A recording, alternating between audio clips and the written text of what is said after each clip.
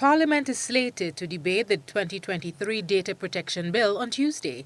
It contains 8 parts and seeks to promote the protection of personal data processed by public and private bodies, to provide for the functions of the Information Commission and for related matters. The part of the bill creating controversy surrounds the authority given to the police to search the property of anyone believed to have committed an offense under the Data Protection Act. The search can be conducted once an oath is signed by an authorized officer. The warrant allows the authorized officer to inspect, operate, examine, and test any equipment found on the premises that is used or is intended to be used to process personal data.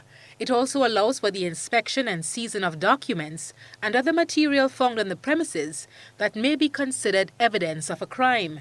According to Section 33 of the new legislation, the bill will require any person on the property to provide an explanation of any document or other material found on the premises.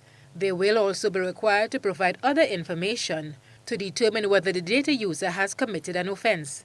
The opposition New National Party has already signaled its position on the bill, saying that although it is necessary, there must first be consultation with stakeholders.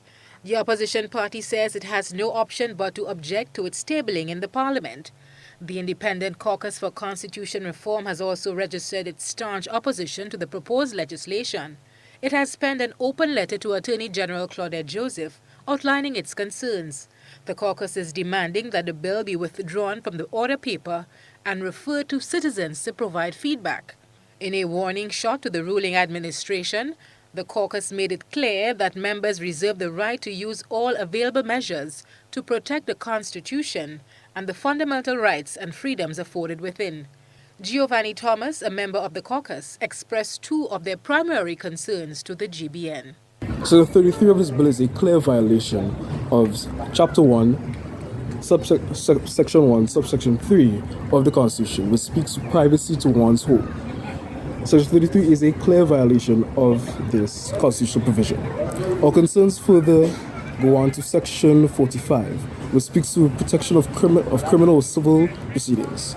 It says that no criminal or civil proceeding shall lie against the Commission or against any person acting on behalf or under the direction of the Commission for anything done, reported, or said in good faith in the course of the exercise or performance or appropriate exercise, discharge, or performance of any power, duty, or function of the Commission under this Act.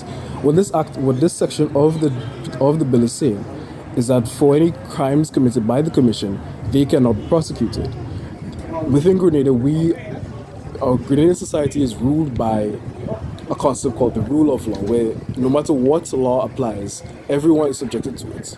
Nobody is above the law. The rule of law applies to everyone, and we must respect that principle.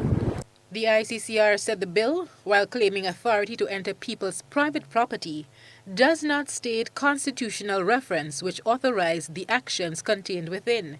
It cited Section 106 of the Grenada Constitution, which provides specific circumstances in which the protection of freedom of expression and the protection from arbitrary search and entry can be suspended. Up to the time of filing this report, there was no indication from the ruling administration as to whether it plans to backtrack or give in to the demand of the Independent Caucus on constitutional reform. For GBN News, Janelle MacDonald.